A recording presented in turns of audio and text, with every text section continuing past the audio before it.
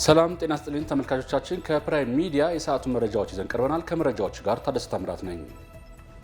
የአዲስ አበባ ከተማ አስተዳደር የ9 ወራት የዕቅድ አፈጻጸም ግምገማ ተጀመረ። በግምገማ መድረካችን ያለፉት 9 ወራት ስኬታማ ስራዎችን በመፈተሽ ጥንካሬዎችን አጠናክሮ ለማስቀጠል የሚያስችል ዝርዝር ግምገማ እንደሚደረግ ከንቲባዋ ገልጸዋል። ታቀደው ያልተፈጸሙና በ6 ወራት የሥራ ግምገማ ወቅት በዝርዝር ለይተን የሰጠና ግብረ መልስና አቅጣጫ መሰረት የህዝብ የቅሬታ ምንጭ የሆኑ ክፍተቶችና አፈታትን በጥልቀት በሚገመግም ይሆናል ብለዋል ከንቲባ አዳነች አቤቤ። በተጨማሪም በመድረኩ የአመራራችን ችግር የመፍታት አቅም የሚመራውን ተቋም ክፍተት በመለየት ምን ያህል መሻሻል እንደቻለና ክፍተቶችን አስቀድሞ ለይቶ በፍጥነት መፍታት ላይ የመጡ ለውጦች እንደሚገመገሙም ተገልጸዋል። የግምገማ መድረኩ በቀሪ 3 ወራት እቅዶቻችን በተሟላ ሁኔታ ለማሳካት የሚያስችሉ መግባባቶች ላይ የምንደርስበት ሲሆን የለየናቸውና ክፍተቶች በማረም ለህዝባችን በገባነው ቃል መሰረት ለማገልገል ራሳችንን ይበልጥ የምናዘጋጅበት ይሆናል ሲሉ በማህበራዊ ትስስር ገጻቸውም አስፍረዋል። ኢትዮጵያ በቴሄራን እየተካሄደ በሚገኘው 3ኛው የአፍሪካ የኢራን ኢኮኖሚ ትብብር ጉባኤና በኢራን ዓለም አቀፍ ኤክስፖ ላይ እየተሳተፈች ነው።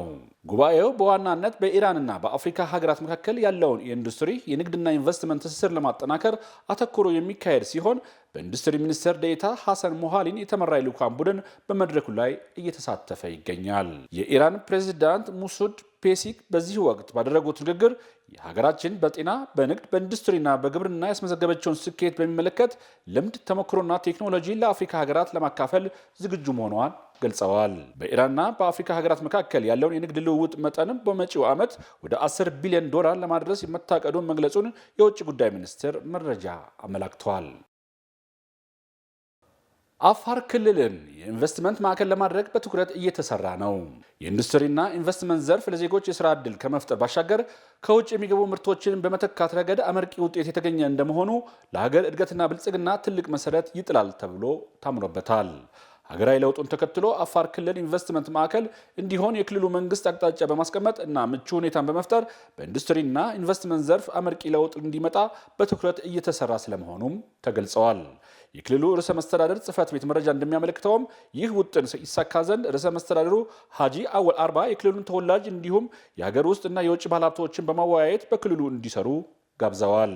ይህን ተከትሎም በክልሉ በርካታ ፋብሪካዎች በመገንባት ያሉ ሲሆን ከነዚህ መካከል ማምረት የሚችሉ ደረጃ ደርሰው ስራ የጀመሩ እንዳሉም ለማወቅ ተችሏል። ክልሉ የተሰጠውን ተቀብሎ የሚያበቅል ለም መሬት ያለው ሲሆን ምርትን በቀላሉ ወደ ውጭ ለመላክ የሚያስችል ደረጃ ለባህር በር ቅርብ ነው።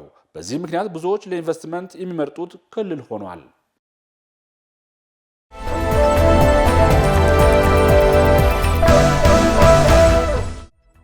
ተመልካቾቻችን የሰዓቱ መረጃዎች እንደቀጠሉ ናቸው። አሁን ደግሞ ከውጭ ምንጮች ወዳገኘናቸው መረጃዎቻችን እናልፋለን። ክሪሚያን የሰላም ስምምነት አካል ለማድረግ ሐሳብ ቀረበ። የአሜሪካው ፕሬዝዳንት ዶናልድ ትራምፕ የዩክሬንን አቻቸው ቭላዲሚር ዜሌንስኪን ክሪሚያን የሰላም ስምምነት አካል አድርገው ለሩሲያ አሳልፈው ለመስጠት ፈቃደኛ ናቸው ብለው እንደሚያስቡም ተናግረዋል። ኬቭ ግን ከዚህ ቀደም ይህን መሰሉን ሐሳብ ውድቅ አድርገው ነበር። እንደ አውሮፓ አቆጣጠር በ2014 በህገወጥ መንገድ ሩሲያ የጠቀለለችውን ግዛት የዩክሬን ፕሬዝዳንት አሳልፎ ለመስጠት ዝግጁ ስለመሆናቸው የጠየቁት ትራምፕ እንደዚያ ነው የማስበው ሲሉም መልሰዋል።